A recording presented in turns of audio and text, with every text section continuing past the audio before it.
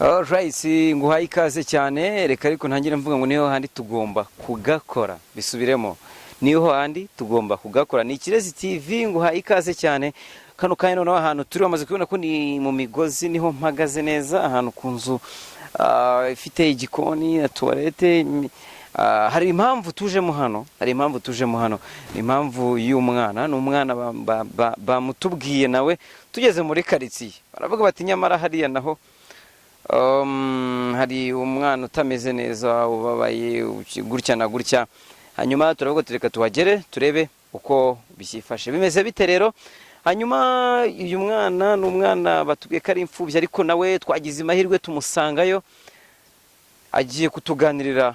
Ese koko ibintu batubwiye nibyo? Ese abayeho gute ubuzima bwa hano haba wenyine? Turaza kumenya impamvu aba wenyine, turaza kumenya impamvu afite ubuzima bubi. Nkwibutse gukora subscribe, nkwibutse ko iki ngiki ari Kirezi TV. My name is Robert, we ntucikwe. Reka tugende tumugereho turebe ese uyu mwana abayeho gute. Tayari wamaze kubona iyi nzu itari ntoya na gato. Niba ari nayo yubatse araza kubitubwira kugira ngo abone uburyo yubaka iyi nzu, noneho abafite ubuzima bubi se byo byatewe n'iki. Tugiye kugenda, ntabwo byoroshye kugera iwe, mbaza ukuntu ahaza, tugende turebe ubuzima abayemo. Ebana hasa nk'ahantu hatagendwa, atubwira niba nahaba cyangwa icyo nacyo muraza kukimenya. Kumubwira ko kudakuraho kuri Kirezi TV tuba twagiye, niho handi tugomba kugakora. Hano harakinze bamaze kubibona, ariko turamuhiga ahantu ahariho hose. Oye, ngayo nguko twamaze kuhagera, uri kumubona hariya aho yicariye.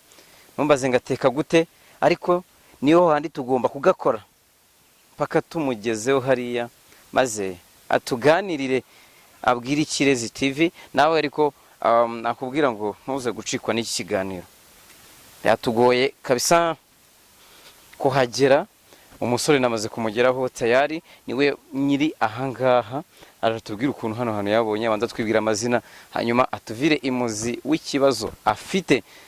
Niwumva rero nawe umugiriye impuhwe, niba wumva hari icyo wamufasha, uraza twandikira, hanyuma ubufasha bwe tuzabumugezeho. Nitumugezeho uwo munsi turi kumuha ubwo bufasha, nibwo nawe azaba ari kuri izi kamera. Ntabwo tuzigera n'umunsi n'umwe kino gikorwa tukireka. Tugiye kuganira nawe, wumve niba hari icyo wamufasha, wumve niba hari impuhwe aguteye, niwumva ubuzima bwe. Naye ntabwo ndabumenya, ariko agiye gutangira atwibwira. Yes, ngaye nguko nikomeje mbikubwira yuko tugiye kuganira n'uyu mwana, tukajyana ikiganiro kirekire. Ikiganiro agiye kutubwira ubuzima bwe, atubwire n'ukuntu byatumye abaho nabi. Turaza kumenya n'impamvu aba wenyine. Agiye gutangira atwibwira, atubwira amazina ye, hanyuma atangira atubwire ese byatangiye gute kugira ngo yisange wenyine, yisangaho atafite ubushobozi, yisangaho adafite shinge na rugero. Uraho neza?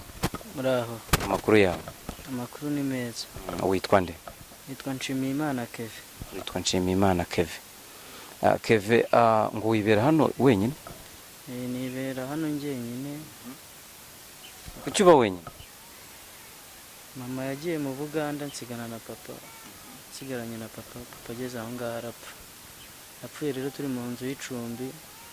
Mpitamo kuza nubakamo hano burende, nubatsemo burende. Leta iranyubakira, ariko mbere yo kunyubakira babanje kumbwira yuko bagiye kundihirira imyuga. Bagiye kundihirira imyuga rero basanga ntago nize, barambwira ngo bagiye kungurira igare banyishyurire n'iseta ngiye kunyonga. Ibyo bintu kuva icyo gihe sinigeze mbibona. Bubatse iyi nzu mu kibanza papa yari yaraguze, banzana muri iyi nzu. Papa yarapfuye. Banzanye muri iyi nzu rero nta kintu cyabo na kimwe cyo kurya. N'ubu ngubu kugira ngo ndyame harimo igikarito n'umusambi ngenda nkaryamaho. Umusambi wacitse nyine nshyiramo ibikarito nkaryama, bwacya nkajya guhiga. Ubu ngubu ndi papa nkanimama. Hanyuma ababyeyi bawe nta masambu bagiraga? Oya, ntayo bagiraga. Twaturutse ahantu bita Karenge mu karere ka Rwamagana, nayo bari bafite barayagurishije. Bageze n'ahangaha bagura aka kabanza 50,000. Bakaguze rero ubushobozi bwo kubaka burabura, tubanza kuba mu icumbi, mama ageze aragenda, papa yapfuye nyine hashize nk'imyaka 3 atandukanye na mama, ari njye turi kumwe, inzu twari turi muri icumbi nyivamo birangira nza nkahangaha. Birangira uza nkahangaha. Iyi nzu no kuvuga ngo wayubakiwe n'ubuyobozi? Iyi nzu nayubakiwe n'ubuyobozi, ariko bari barambwiye ko mbere nzagenda mu gihe bari kundihirira iyo myuga cyangwa ndi no kunyonga, mbe nshaka ikintunga, inzu nzaza kuyibamo narakuze ndi mukuru. Hanyuma ubuzima bwawe kano kanya bumeze gute? Ese kugira ngo ubeho, kugira ngo urye bigenda gute? Kugira ngo urye, kugira ngo naryame? Kugira ngo ubuzima bwanjye ndebe ukuntu bwakwicuma nkigira imbere ngakura, kuvuga ngo niba ngiye mu gitondo nkazanira nk'umuntu amazi, cyangwa nkabona n'umuntu njya mu rufunzo nkatemera nk'inkwi cyangwa se imbaya, ndagira araza ndaza akampa ibiryo akampa n'ayo mazi, nkabona ikintunga uwo munsi, nkaza ahangaha nkacana ikibiriti nkarya kuri uriya musambi uri mu nzu, mu gitondo n'ubundi nkabyuka njya gushakisha. Ntabwo byoroshye habe na gato bakunzi b'Ikirezi TV. Urumva ko afite ubuzima butari bwiza habe na gato, nyuma y'uko mama we amusize, papa we akitaba Imana, ubuyobozi bwamubakiye iyi nzu mwabonye. Hanyuma kuri ubu ngubu agafite ukuntu agira nyine bimuryohera, yumva anezerewe. Ubuyobozi bumaze gufata umwanzuro wo gukoreshereza ibyo ngibyo, wigize byibura ujya kubabaza? Naragiye mbwira gitifu w'umurenge ko wambwiye ko ugiye kunjyana mu myuga cyangwa ukandihirira ise tukangurira n'igare nkajya kunyonga ngashaka imibereho, ko narinje ngo ugire uko ungenza. We yarambwiye ngo inzu se si wayibonye, ngo ugende ujye kuba mu nzu, ngo kandi ngo niwongera ngo kudutesha umutwe ngo tuzagufunga. Kuva ubwo ngubwo rero umuntu akubwiye ngo niwongera kugira icyo umubaza mu byo yakwemereye azagufunga, ntabwo wamugera imbere ugira icyo umubaza. Naratuje ndatinya, ubuzima ndabwakira. Njya nkunda kuvuga byinshi, nkunda kuvuga menshi, ariko tuze ntabwo ndi buvuge byinshi kubera ko inkuru ye irababaje ukuntu irakwenspira gato ukumva birakubabaje. Rero niba uyu musore wamaze kumubona, wumvishe amateka ye, niba uri kumva ubuzima bwe, turacyaganira n'ibindi bitandukanye. Niba hari icyo wamufasha, niba hari ikintu byibura kiri ku mutima wawe ukumva hari icyo wamufasha, araza kutubwira uburyo aboneka, iyo umuntu amushatse aho yamusanga. Hanyuma namwe muzatwandikire ku Kirezi TV, byo muri comment usige nimero, niba amufasha tuzaguhamagara twumve koko niba ari icyo twakora. Uyu mwana ariko agire icyo akora, agire ubuzima bwiza, inzu yere kwibamo nta kintu kirimo, ahubwo nawe abe yagira umuryango. Nta bandi bana muvukana? Twavukanaga yagiye afite imyaka 10. Ubu ngubu abana mu Bugande, bajyanye mu Bugande. Ubu ngubu kubona inkweto ni ikibazo, imyenda nayo urabona ko yansaziyeho, dore uyu mupira niwo ngira wenyine. Ubwo ngubwo kandi nta kintu nagenda mbabaza, kuko niba umuntu akubwiye ngo niwongera kugaruka ngo bazakujyana mu nzererezi, nabuze ikintu navuga. Rero n'icyo gukora ndatuza. Abaturage bo cyangwa umuyobozi w'umudugudu ikibazo cyawe arakizi? Umudugudu ikibazo cyanjye arakizi, n'uw'akagari ikibazo cyanjye arakizi, ariko usanga ari wa muntu ubwira ikintu n'ubundi akakohereza akakubwira ngo jya hana. Nk'ubu ngubu narasinyuwe amafaranga ya VUP, ariko kugira ngo nzabone urupapuro ruturutse mu mudugudu rumesha ayo mafaranga. VUP ubwo ni ukuvuga ni bandi bakora mu mihanda?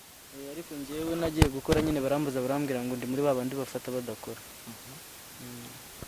Ariko rero wagiye gukora wumva ubishaka gukora, barayakwemerera ntibayeho? Ntago nabashe kubona impapuro. Najyaga kwa umudugudu akanyohereza ku kagari, najya ku kagari uw'akagari akanyohereza kwa mudugudu. Ngeze aho ngaho rero ndareba ndavuga ngo uyu mwanya ndi guta kuri aya mafaranga, nazawuta nshaka ikijya mu nda, kuko ikibazo cy'inzara cyo kimeze nabi. Yes, ngaye nguko wamaze kumva ubuzima bw'uyu musore, wamaze kubona ko babaje, mwabibonye kuri kamera, ntago nta mwenda afite wo kwambara, nta nkweto afite zo kwambara. Urabona mu by'ukuri ukuntu ameze, ntago ari ibintu bishimishije habe namba, habe namba, habe namba. Nanjye niyo mpamvu namwegereye hano ku binonko, naye nkiyicarira tayari, nta kibazo nagize ngira ngo numve amateka ye. Wamaze kuyumva, ese niki wasaba ubuyobozi? Wenda haraho wagiye ntibakumva, haraho wumva bakumva, niki wabasaba? icyo nabasaba bamfasha, kuko urabona ndacyari muto, nanjye mbonye kubaho neza nakiteza imbere. Yewe mbonye umuntu umfasha, nifitiye impano yo kubyina, akanyunganira, akajya mfasha ikintunga iki, njyewe yaba ngiriye neza kabisa. Yumvishe ko afite n'impano yo kubyina, nibidukundira arabitwereka, ariko banza ashonje ntago yabibasha, ntambaraga afite. Nakubwira ngo rero, niba rero ufite icyo wamufasha, please ndakwinginze mufashe. Niki ubwiye abayobozi, ariko se niki wabwira abanyarwanda no badukurikiye kano kanya? Icyo nabwira abanyarwanda, ababyeyi ndetse n'abapapa, ni ukudata abana babo babyaye, kuko bose bagiye babata bamera nkanjye, kandi igihugu nta musaruro cyaba gifite. Ibyo navuga muri rusange nyine ni ugusaba ubufasha nk'abantu bari kunyumva, bari no kundeba, bakagira icyo bamfasha, nanjye nkareba ko nava muri ubu buzima ndimo. Wenda ntago nguciye mu ijambo cyangwa ntago ndi kugira ngo bigende gute iki n'iki, wumva wafashwe iki kuri wowe? Icyo numva nafashwa, nashakirwa nk'umurimo, niyo najya kwiga mu igaraje, ubwo minirivare bakayimenyera, wenda nk'abantu bareba uburyo mbayeho, ubwo nanjye nazibeshaho bitewe n'ibyo nize. Yes, ngaye nguko ntago ndibuze kujyana ikiganiro n'uyu musore kirekire, kubera ko ndumva ntameze neza kubera ikiganiro tugiranye cyanambabaje. Reka mbasezereho, wumvishe ko avuga ati nyaboneka ngize amahirwe nkabona byibura umuntu ndihira ishuri, byamfasha, byananshimisha, nakumva genezerewe ku giti cyanjye. Hanyuma rero reka mubwire ngo niba wabonye kino kiganiro, niba nawe wakozwe n'amarangamutima kuri uyu musore, nabwira ngo tuzongere gurira kuri izi kamera, hari icyo turi kumufasha, hari bigaragara bongeye bazidutunze turi kumufasha, bwa bufasha bwanyu turi kubwerekana ko byakunze. Ni Ikirezi TV, nge nitwa Robert, reka mbasezerere ahangaha. Kuvuga ngo ni ahangaha muri urugo rw'uyu mwana, ora mu by'ukuri ikintu kirimo ahantu kabisa hadashimishije habe namba, aha niho arara, birababaje cyane.